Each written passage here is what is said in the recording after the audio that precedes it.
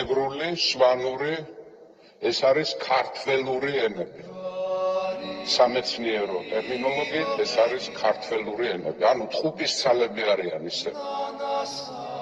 სიძველეზე და არქაიკაზე თუ ვილაპარაკებთ, ძვირფასო მეგობრებო, მაგალითად სვანური ენა უფრო ძველია ვიდრე ყველა ევროპული ენა დღეს აღებული გარდა ბაშკირისა. ვიმეორებ, მათ შორის ლათინურზე უფრო ძველია, ძველ ბერძნულზე უფრო ძველია, აღმოსავლეთშიც რომ გამოვიდეთ. უფრო ძველია ვიდრე ირანული ენები. უფრო ძველია ვიდრე ინდოარიული ენები ინდოეთში. ჯერ კიდევ სვანური როცა არსებობდა და ჩამოყალიბდა, ჯერ კიდევ არ იყო ინდოევროპული ენათა ოჯახი ბოლომდე დაშლილი. მაგალითად არ იყო გაყოფილი სლავური და ბალტური ენები, არ იყო გაყოფილი მაგალითად კელტური და გერმანიკული ენები, არ იყო გაყოფილი ირანული და ინდოარიული ენები. არ არსებობდა სომხური ენა, რაც არ უნდა გაგიკვირდეთ. სვანური გაცილებით უფრო ძველი ენაა ვიდრე სომხური ენა. მაგალითად, სვანური და მეგრული ენები. ჩვენ გვაქვს სამწუხაროდ სისხლიანი დაპირისპირება ჰქონდა აფხაზეთთან, რომლებიც არიან აფხაზურ-აბიღეური ენათა ოჯახის წევრები. ძალიან ძველი პლასტია შოთეშური ახლო აღმოსავლეთის აფხაზურ-აბიღეური ენები. სამწუხაროდ ეს გაცდა სამეცნიერო კვლევას და ჯაბაას და თუნდაც კამათს. მაგრამ დღეს აფხაზეთში საერთოდ პოლიტიკაში, ტოპონიმიკას ძალიან დიდი მნიშვნელობა აქვს, მათ შორის საზღვრის დადგენაშიც. ვის ეკუთვნის, როგორ ეკუთვნის, ტოპონიმიკა, ანუ სახელები, დასახელება, მდინარეების, ტყეების, ქალაქების, სოფლების, ყურეების და ასე შემდეგ. აფხაზებთან საკამათოდ და ისე რომ ამ კამათს ყველა კამათში გამარჯვება მოყვება ჩვენი მხრიდან, სამეცნიერო კამათს გულისხმობ, აკადემიურ კამათს გულისხმობ, ჩვენი უპირატესობა დგინდება იმითი, რომ აფხაზეთში არის მეგრული და სვანური ტოპონიმები, იქ ქართული ტოპონიმები ცოტაა და გვიანდელია. გარდა ამისა, სვანური სიძველეზე, მეგრული სიძველეზე რა მეტყველებს. მეგრულში და სვანურში არის ისეთი სიტყვები, იმ ენებიდან გადმოსული, რომელი ენებიც 1000 წლეულების წინ გაქრა უკვე. სვანურში არის შუმერული სიტყვები, ხურიტული სიტყვები, ხეთური სიტყვები, პანთეონი საერთოდ, სალოცავი პანთეონი. დილაოდელა, ივრი არალეს, რომ ღერი ვარ ჩვენ, იქიდან შემოსული არის. იქიდან მივიღეთ. ეს არ ნიშნავს, რომ ნათესავები იყვნენ ჩვენი, მაგრამ ეს ნიშნავს, რომ მეზობლები იყვნენ ჩვენი. ანუ იმდროინდელები ვართ. სვანური და მეგრული არის ჩვენი კავშირი, უწყვეტი კავშირი ქართულ არქაიკასთან, ძველ საქართველოსთან. როცა არსებობდა წინარე ქართველური ენა, საიდანაც 40 საუკუნის წინ გამოვიდა სვანური ენა. მეგრული და ქართული გაიყო დაახლოებით 3000 წლის წინ.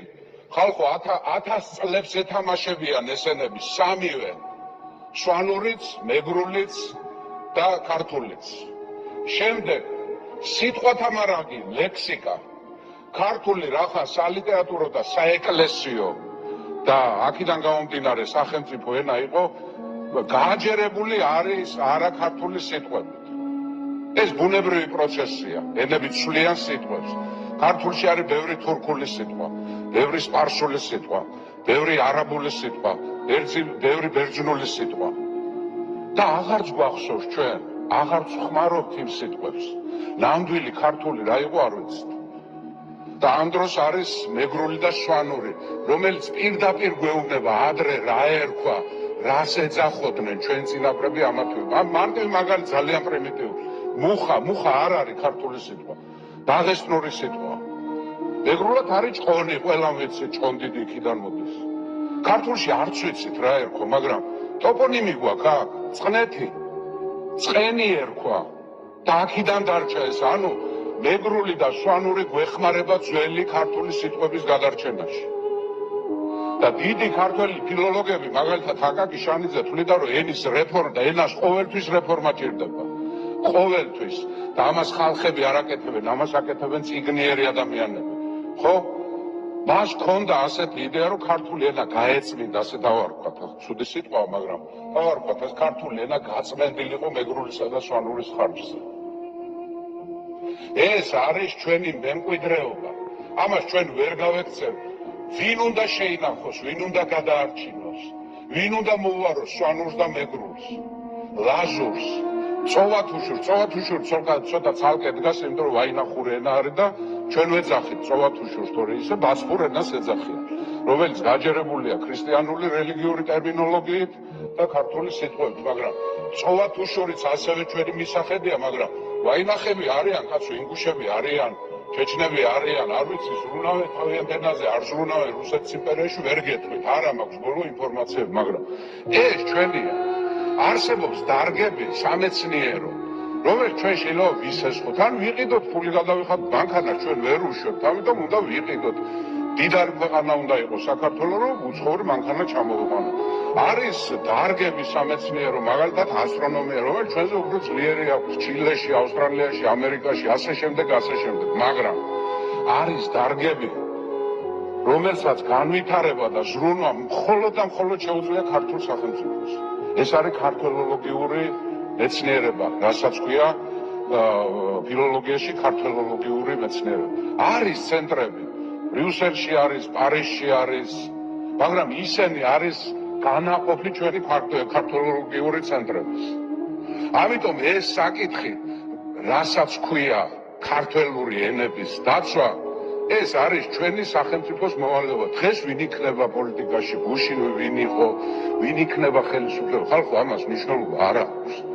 ეს არის მარადიული საზრუნავი თემა ქართული სახელმწიფოს. რატომ გახდა ქართული ენა სახელმწიფო ენა და რატომ დარჩა მეგრული და სვანური და რეგიონალური ენება? მარტივი ამბავია, შუა საუკუნეებში ეროვნებას განსაზღვრავდა საეკლესიო ენა. ეროვნებას განსაზღვრავდა საეკლესიო ენა, რომელ ენაზედაც მიდიოდა წირვა-როცვა, იმ ხალხად ითვლებოდნენ ისინი. მაგალითად, მონოფიზიტი ქართველები, რომლებიც შედიოდნენ სომხურ ეკლესიებში, სომხდებოდნენ მერე. ან პირიქით, ქალკედონიტი სომხები, რომლებიც შედიოდნენ ქართულ ტაძარში, ქართველდებოდნენ მერე. და ზუსტად აფხაზთა მეფეებმა, როცა ბერძნულ ეკლესიას გამოსტაცეს დასავლეთ საქართველო, აფხაზთა სამეფო, ეგრისი, ხო? როცა გამოსტაცეს და მცხეთას დაუქვემდებარეს, მაშინ მოხდა სახელმწიფო ენად ქართული საბოლოო ჩამოყალიბება. მანამდე ფარნავაზის რეფორმა ჰქონდა. და ყოველთვის ქართველი მეფეები ზრუნავდნენ ამაზე. მთავარი საყრდენი რატო იყო დავით აღმაშენებლისთვის ჭყონდიდის ეპარქია, იმიტომ რომ სამეგრელო იყო ზუსტად მთავარი საყრდენი სამეფო დომენი. ყველა დიდი ქართული იდეა არ ხორციელდებოდა ამ ქვეყანაში დიდი მეგრელის გარეშე, დაწყებული ქუჯიდან და დამთავრებული ზვიადითა და მერაბით. ამიტომ ეს ჩვენი მისახედია, ძვირფასო მეგობრებო, დაანებეთ დავით, ვინ პოპულარული ვიქნებ, სამეგრელოში ხმას მოგცევენ, არ მოგცევენ, ამას ამ კატეგორიებს ხანდახან შევეშვათ. რაღაცა მარადიულზე გადავიდეთ, ხო? ანიმ სწორი თქვა, გააკეთეთ თქვენ ქართულმა ოცნებამ, ერთად გავაკეთოთ. რა პრობლემაა? ბათუმი რო აიღეს თურქებმა, რო დაიკავეს და არეული მენშევიკები გაიქცნენ უთავ ქვეყანა, ბოლშევიკები შემოვიდნენ ერთმანეთის მოსისხლეები. სერგო ქავთარაძე, გიორგი მაზნიაშვილი და მემედ აბაშიძე. ბოლშევიკი, ქართველი სამხედრო და სამუსლიმანო საქართველოს ლიდერი. შეთანხმდნენ, რომ ბათუმი დავიბრუნოთ, იმიტომ ლენინს გადაცემული ქონდა ათათურქზე ის უკვე. და დაიბრუნეს. მე ერთმანეთის მტრება და ასეთი მტრობა ჩვენ არ აგვაქვს ახლა. მოსისხლეობა ჩვენ შორის არ არის, სისხლი არ არის ჩვენ შორის. კამათობთ, მეტოქეობთ, ერთმანეთს რაღაცებს ვეძახით, ხანდახან ვაკადრებთ კიდევაც. მაგრამ ეს ის საკითხი, მეგრული, სვანური და ქართული, ეს არის საყოველთაო. ჩვენი წინა გარდაცვლილებისა, ცოცხლებისაც და ვინჯერ არ მოგზანებულა წუთის სოფელში. ამიტომ მე მხარს უჭერ ანის ინიციატივას. მე გამეხარდა, რომ თავისუფალი საქართველოს თავისუფალ პარლამენტში დღეს მეგრული ნანინა ნატრიენა გავიგე. ახლა იმედი მაქვს, რომ სვანურსაც გავიგებთ სულ.